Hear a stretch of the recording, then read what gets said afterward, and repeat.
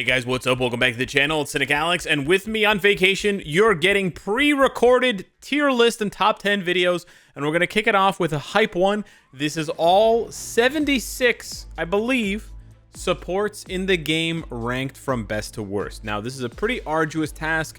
75 plus of anything is pretty insane to go ahead and rank, so I'm going to do my best here, but we're going to have to do this very quickly. Some of these supports, I'm actually not going to mention what their ability is. But we'll kick it off and we'll talk about these different categories as we go through them. So the first one we're talking about here is very niche, and there's a little bit of overlap between very niche and one of the other categories called ability buffs. And let me explain the difference there. So ability buffs are characters like Wong who buff abilities, like buff characters within an ability category, like all characters who have the magic ability. Or another really good example of ability buffs is like, well, not a really good example, but Ghost buffs all machine allies. Same thing with Hulkbuster. Machine type allies. Same thing with War Machine. All machine type allies. Ghost Rider Robbie Reyes with his artifact buffs flame allies. So those are all abilities. Now there are a couple of characters that I'm going to put in very niche that also buff an ability. So Sunbird gives the Warriors of the Sky Revive. That's technically an ability category. The difference here and why I think it's very niche is because these buffs, they only apply, and actually I don't even think War Tiger has a buff for the Warriors of the Sky, so I actually think that he shouldn't even be on this list. There's one other character that I accidentally put in here.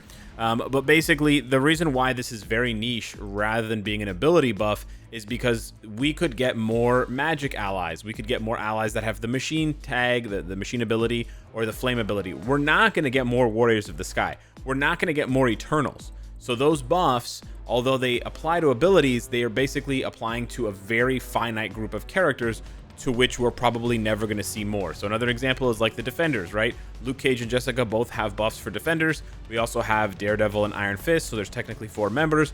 We're probably never going to get more members of the Defenders. There have been other Defenders, but the likelihood of us getting a uniform for a character as a Defender and then getting the Defender ability is very unlikely. Same thing, we're not going to get more members of the Black Order, so those buffs there that Call Obsidian provides, those are pretty much locked in. So these are the very niche ones. Obviously, Squirrel Girls only applies to Thanos. We're not going to get like a second Thanos, so that would be super duper weird. Next up, I want to hit up the healers because this is really obvious. The old Venom uniforms, actually just this one and the anti-Venom, none of the other ones in between, before or after. But yeah, healers are very, very important in Marvel Future Fight. Because they give you access to HP recovery that you otherwise would not get. So this is a huge buff, and actually Mantis on her 3rd skill as a striker. So it's a bit different, but I'm gonna put Mantis down here because as a striker, and I'll make a video on this, or maybe I've already made a video. I've already released the video. She heals when she jumps in and she comes in as a striker. She heals you. Nadia Van Dyne, similarly with her artifacts, she heals you on the team. So Mantis is the only one that has to be a striker for this really to work. The other ones have to be on your team in some capacity. Same thing with Weapon Hex. Actually, that's it for the healers. So we're going to move on to the ones that give small buffs. Now, this is a category that some people are going to disagree with in one way or another. But yeah, for me, these characters' buffs are, I would say, insignificant. That would honestly be my take on what they are. I would say they're insignificant, but some people think that they're good. I mean, they range in value, like, you know, crit damage buffs here. An extra second of snare and stuff. Also, he gives some penetration, which is not pierce. It's a different. It's called pierce, but it's not pierce. Ignore, dodge, barrier, HP. Like, you know, I'm actually going to put Kraven here as well because although he technically has the very coveted, you know, increased damage dealt to supervillains and superheroes tag, it's actually just straight up worse than what we have for meta ones that do that, like Mystique and Taskmaster. So it's in my opinion, it's technically a small buff, and I know it makes some people upset, but it's a small buff. It's certainly a small buff. We got like Ronan and stuff. You know, these characters are not going to give you massive buffs. Titania gives, you know, strong allies. It's technically an ability buff, right? But it's, for me, it's like really, whatever. We can put it ability buff. That's fine. It just gives you, you know, 20% strength or 20% physical attack to strength allies.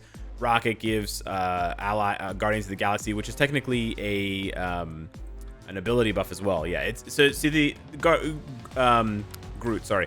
Rocket would be another ability buff where I would call it niche because I don't think we're going to get more Guardians of the Galaxy. so that's why I would put him there. We also have characters like Beast with small buffs and Cyclops. Don't get confused. I'm not talking about their leaderships. I'm just talking about their support buffs, which is like crit damage and then damage reduction here, and then just 30% energy attack, something like that. It is all allies, which is nice, but it's just a small stat as well with Electro. I know last year we did like an elemental buff page, but yeah, I think these are not just not that important to list for elemental specifically, but Electro gives I think lightning damage, or yeah, lightning damage to all allies, which is pretty nice, but it's a pretty small buff. We also have PV. I'm not exactly done. No, we have Angel here. Yeah, Angel, another small buff. It's like recovery rate. Rounding it out, we have Victorious with more HP, and we have Wenwu, who also gives villain allies HP. You can see these categories get pretty long in the tooth after a little while. Let's move on to PvP, a pretty straightforward category. These characters provide buffs that are primarily used for PvP. And although Wasp is pretty useless for timeline battle, she's very, very good for the other PvP game modes, especially the new one, Otherworld Battle. So I have to give her a lot of respect here. Ancient One has a lot of PvE buffs like Ignore Dodge and Elemental Damage, but she also has that Resistance, which is primarily used for PvP to make your team tankier against Jean Greys and other Elemental Damage dealers. So I'm going to put Ancient One in PvP. You could argue that she's meta, but for now, and just sort of to balance out the list so there's not too many in one category, I'm going to put her in for PvP. We have Hela as well with the increased damage to heroes. It's a very good buff, but it's almost strictly for PvP. We have the taunt and the sort of that mechanic with the mockery with such a weird name with Blue Marvel here. We have a couple of other PvP buffs. Like some of these you could use for PvE, for example, like Echo. You can absolutely use her support passive for PvE, but I think it's primarily a PvP support. Same thing with Chasm, with the artifact giving the Spider Sense allies it's technically an ability buff, but because it's PvP specific, almost 100%, I would say that it deserves to be in PvP. And then Molecule Man and America Chavez round out this list with more PvP type buffs. America Chavez is just like a better version of these kinds of characters, because she also like on top of the HP, she also gives the reflect reduction, which is very, very important for PvP. And then we come to some of the new categories. So this is where I tweaked the ranking from last year. Rather than going with Elemental and rather than going with characters that are like semi-good or whatever, I just decided to go with tier 2 gods. Now, tier 2 gods, very straightforward. They're characters that are tier 2, but have very good buffs, and they're good enough to be used in a lot of situations, right? Some of them have leadership, some of them don't. But yeah, these are basically just tier 2 characters with buffs, okay? Now, for Coulson and Nick Fury, I put them at the front, not only because they're some of the best tier 2 supports in the game, but also because they have a chance of getting, well, Nick Fury is 100% guaranteed to be getting something for Secret Wars this year, and I could certainly see Coulson getting something for Secret Wars as well, just getting thrown in with Nick Fury. So absolutely keep an eye on those two, but definitely, you know, very, very good. So like these characters are good enough to be meta, despite the fact that they are tier 2 only. So it's a pretty big honor to be on that list. We have Black Cat as well with the artifacts. She's got so many buffs, it's pretty wild. We've got the Dazzler and Richard Rider and Fire Lavelle. We know all their buffs, what all their buffs are about, and he's got the leadership. And then we round it out with Enchantress, only with the new uniform. She's got the elemental buff, I believe, or maybe it's mind damage. And then we have, of course, the classic Werewolf Daisy combo buff. And then we finally come to meta. Now, this one I'm going to try to rank one by one, okay? So they are in order, all right? But meta is pretty difficult. You have to be very good to be a meta buff, to be a meta support. Sorry, Jane Foster is also an ability buff because she buffs shock abilities. She-Hulk is also an ability buff for Gamma, as is Abomination for Gamma.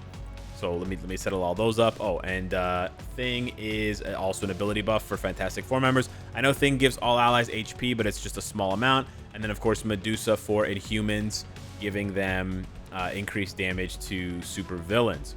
So yeah, with all that out of the way, let's keep going with the meta buffs here. We have Green Goblin, like absolutely god tier, just like god tier. You can call this god tier, whatever you want to call this. Not goiter tier.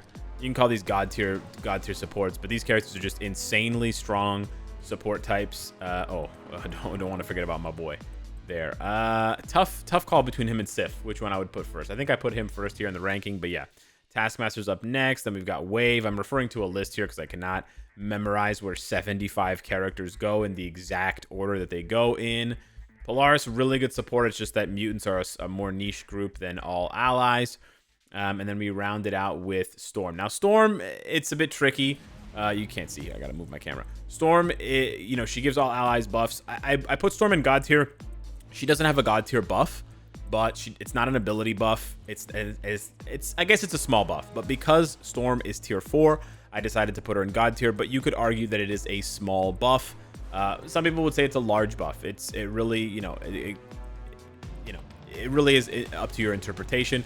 And then we also have Agent Venom, who is technically an ability buff for symbiote allies. He's also an extremely good PvP buff. Again, only for symbiote allies, so I will put him there, but I honestly think he deserves to be somewhere near the front for what he brings to those allies specifically. This is not exactly ranked, so don't take this too much to heart here, but with the ability buffs. But I think that's more or less how it breaks down. Yeah, and then we accidentally added Rescue and War Tiger, who do not have any support buffs. I got confused there. So maybe not 76. Maybe I said 76. Maybe it's 74. But yeah, I sped through all of the buffs. For the meta buffs, you got to look up what they do because I'm not going to list them all off. But a lot of these characters have multiple abilities, right? So like Valkyrie has increased damage to villains and ignore dodge. Morgan Le Fay has like attack, damage reduction, a bunch of stuff for universal allies. Riri actually is one of the only ones. Oh, I think it's ignore dodge and boss damage, but she also has an insane leadership. Green Goblin, Red Goblin, you already know what it is. Only to leadership allies, but the buffs are insane. Only to allies who deal elemental, like fire damage, but the buffs are insane. So maybe put it down a little bit because it's a bit more niche.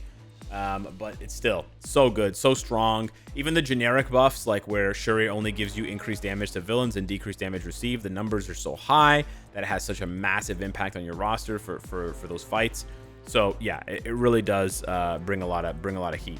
Ebony, you could also argue as a last little thought here, could be in PvP, but I certainly think he has enough value to be in PvE considering how many bosses we have that are universal, right? It's not going to work against bosses that are not universal, but for everybody else, there's Ebony. So yeah, woo! Hit me up in the comments down below. Let me know what you think of this giga ranking of all the supports in Marvel Future Fight. I was actually surprised with 75. Let's say there are 75. 254 characters, and 75 of them are supports. We're looking at almost a third of the roster, right? 30% of the roster are support characters. Now, of course, some of these characters are very good in their own right, like Storm, but most of them are pretty much exclusively supports. So it kind of holds up. Kind of crazy. Anyways. Let me know what you think down below in the comments. Thank you so much for watching. Smash the like button. It helps out the channel tremendously. And I'll see you in the next one. Take care.